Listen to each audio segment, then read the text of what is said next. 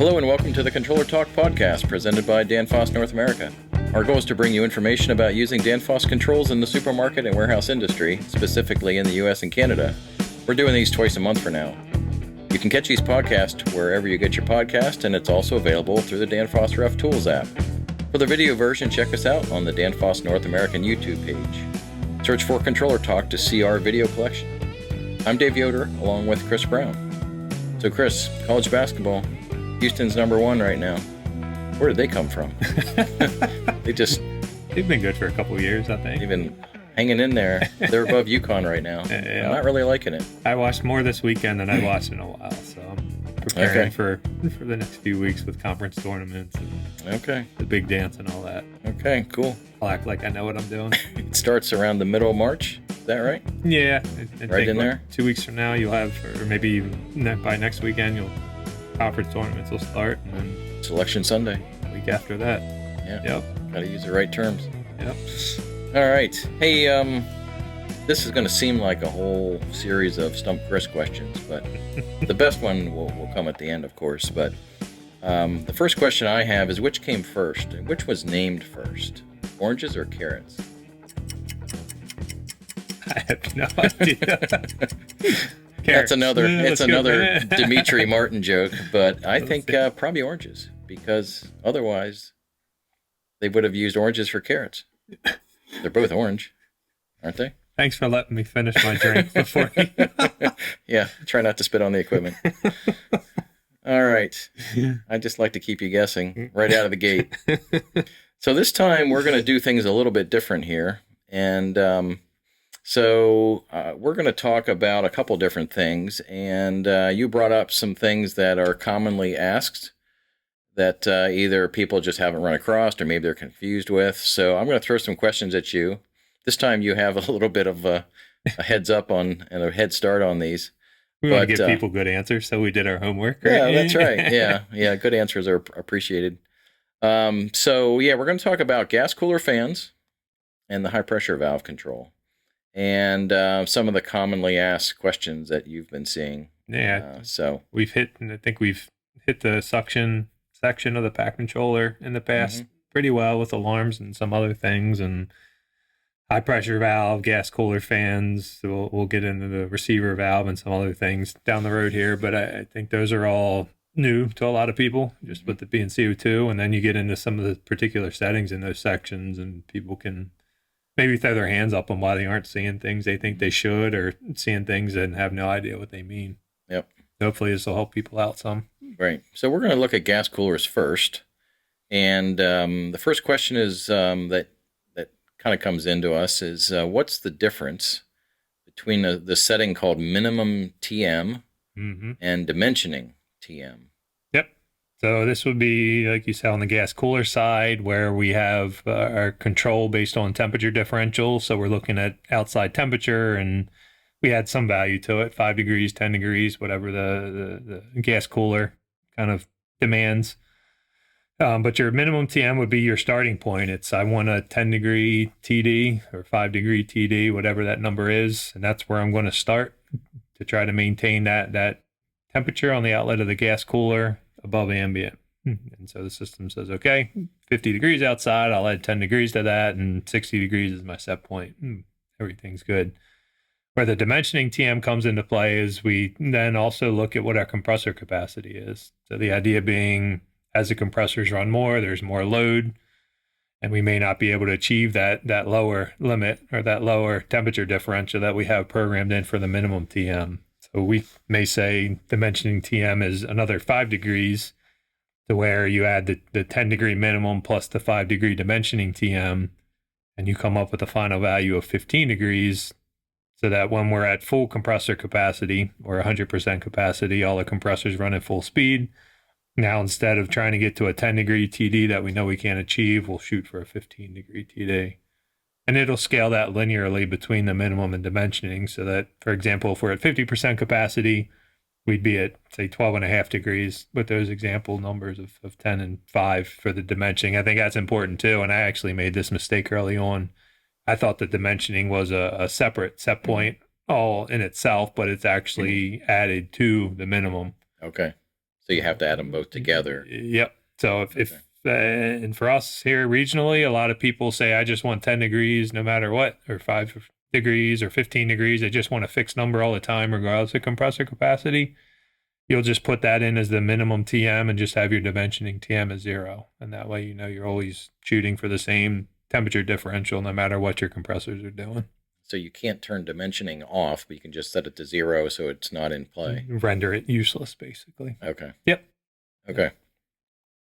Next, is there a load limit for the SGC or sensor on the gas cooler? Is there a load limit for that set point? Yeah, this is different depending on how old your pack controller is. We did have a direct set point for this. In the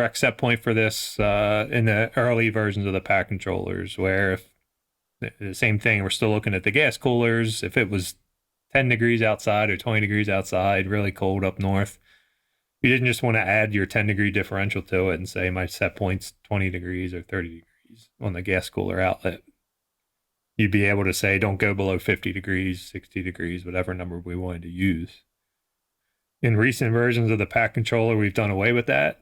And not to say that there isn't a minimum limit, but it's looked at differently now. The way the approach that the gas or the pack controller takes rather is it wants to ensure that there's some vapor going back to the receiver so that we have control of the pressure in the receiver, because if there's no vapor there, then we can't really use that the receiver bypass valve to regulate pressure inside the receiver. So now indirectly you do have a minimum gas cooler set point, but it's based on how much vapor you want to go back into the receiver. So there's a setting under the receiver section where you define how much vapor you want back in the receiver. It starts at 5%. And I've had a few instances here recently where we had to bump that number up. We're trying 15, 20% on a few sites now as a test, but bumping that number up increases what your minimum gas cooler set point can be. And so that's where you'd want to look at adjusting that number so that indirectly you can get a higher minimum gas cooler temperature out of the gas cooler, as opposed to just a direct set point anymore. And it figures out that percentage based on the opening degree of the high pressure valve? So it looks at what pressure we are coming out of the gas cooler. And then it's just looking at an enthalpy diagram, essentially saying when I drop across my high pressure valve, where am I going to drop back and down into the saturation curve? Okay. And how much vapor would I have in theory when I drop back into that point of the curve? Okay. So it's a little more complicated, obviously, right? But it's that's the answer, is that we don't have a direct set point in our current versions of pack controllers. We indirectly calculate it based on vapor in the receiver. And that's under the receiver section. Correct. Okay, gotcha. Yep. So other than normal operation, what else can affect the fan speed on the gas cooler? Yeah, and this has changed over the years too.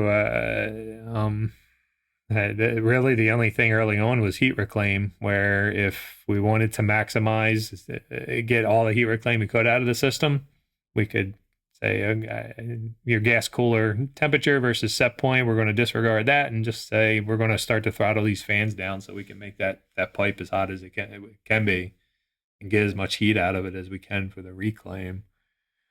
We also have a safety setting. This one's been in play really from the start as well. So your condensing pressure and your discharge temperature.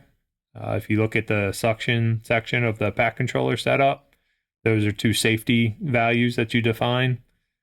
If we're getting up above those two safety limits, that's also going to be something that forces the fans to 100% if they weren't already there. And say most of the time they probably already were, but if for some reason they weren't, that can be something that forces the fans to a higher speed, even if we might be below our gas cooler outlet target with the actual temperature. And then the third one that's a little more recent, it's a safety mechanism, a safety feature that they added in, where if your receiver pressure, we know we have a set point for the receiver called PREC max, where it's the highest receiver pressure we want to see. If we exceed that, then under the hood, that's also something else that would have the fan speed start to ramp up. And we've seen situations where your receiver pressure goes high, your fans weren't really calling for much speed at all because of already being below set point. And then we quickly ramp the fans up to try to get that receiver pressure back down. So that's another one you'd want to just be mindful of is that you could see fans running much higher or faster than you expect them to just because your receiver pressure is high. Otherwise, you might think it just has a mind of its own. Yeah, you could be looking all over the place. Is my temperature off on the gas cooler? Or does somebody have something manually overridden? Okay. What's going on here? Yeah. Okay. All right. So on the I high didn't mean pressure, to get you choked up about it. Sorry. Well, yeah, we are kind of emotional about this topic, especially the last 12 episodes.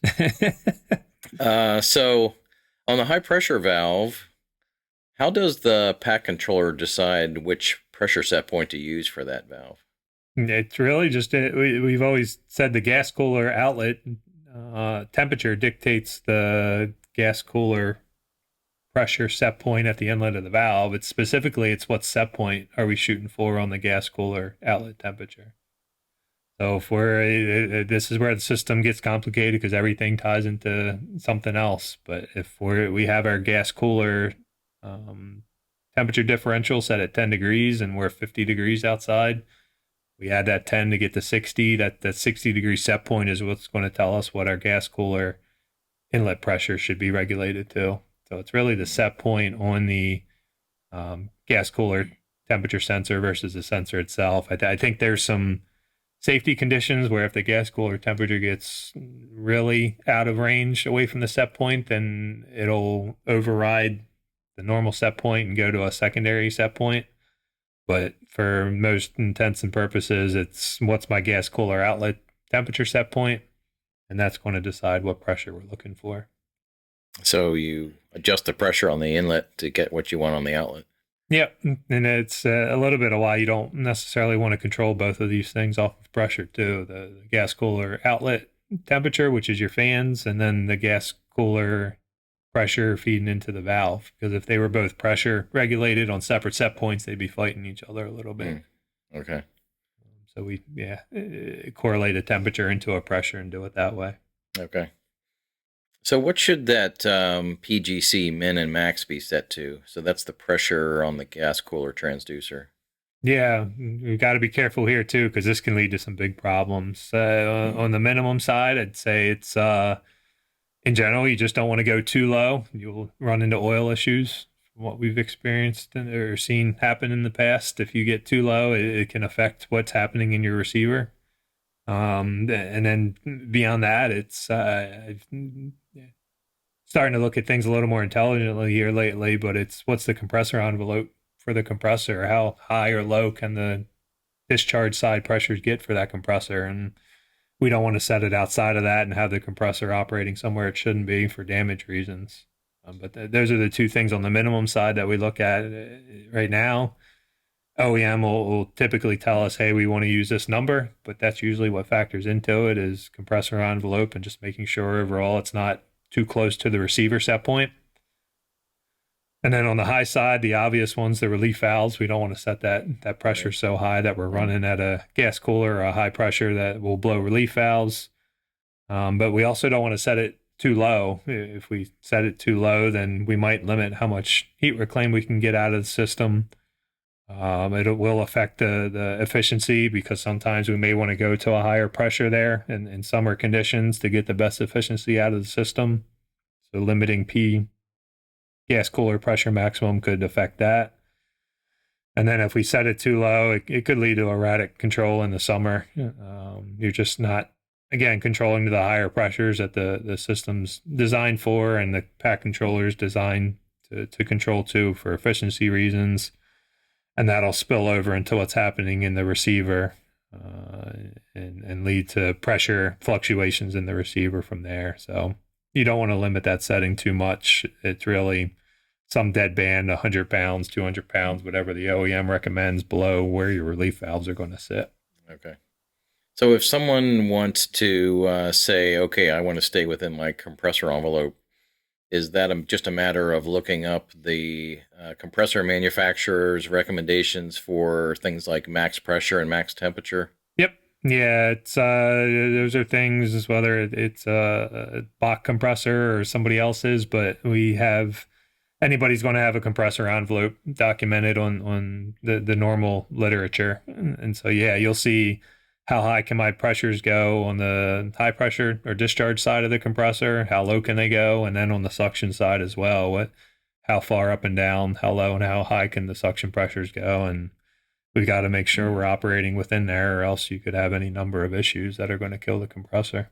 So that's one of the primary starting points you should work with. Yep. Just to make sure you're not trying to do something you shouldn't be. Yeah, for sure. And we've seen some of that. Maybe they are being set too low, and kind of revisiting some things to say, okay, 20, 30, 50 pounds above our receiver pressure, maybe that's a little too low to say that's what the minimum gas cooler pressure should be. We've got to take that up higher to get it within range for what the compressor is expected to operate over. Okay. Okay. So on the gas cooler and the high pressure valve, that's some a little more in-depth discussion on those two. And of course, we have one more question for you. Yeah, we'll see how you do on this one, since I came up with it myself. On the case controllers, we have sensors, obviously. A lot of times we call those S1 through S6, but the pack controller has one called S7. How well do you know what that guy is all about? If we let's you got to tap out. Let's see. I believe if we have a water-cooled condenser gas cooler, it's for that on the gas cooler side, as opposed to your normal SC3 ambient sensor. This is an alternative that monitors it. That's my guess. Yeah. Okay, it thinks that so there's a water-cooled gas cooler or condenser in play, and it's monitoring that temperature. It sounded like an educated guess. Yeah. So it is for condenser fan control. Yeah. And when you get into that setup, you can pick either SGC, which is common, or there's this other oddball called S7. Now, if you crack open the manual, they're going to call it a warm brine return temp. So, I think of brine, I think of pickled meats and things like that, but it's a different animal over there. But essentially, it's a different sensor that you can have for the condenser fan control. So I don't even know it myself well enough to say whether or not you're wrong. So we'll probably say that you're close enough to right to be right. So you might as well take that as a win. And it's there. I'm assuming in other parts of the world, maybe something that they've used in some applications. We haven't used it or taken advantage of it or seen a need to use it here. Yeah. It's been gas cooler outlet temp drives everything with these, whether it's just an air-cooled gas cooler or an adiabatic. But yeah, we haven't used that option here in the U.S. that I'm aware of. Okay. All right. Good enough. Well, if you'd like to drop us an email with a suggestion for topics to cover or a question or comment, you can email us at ControllerTalkNorthAmerica@danfoss.com. Thanks for listening. Our audio engineer is Raul Garcia.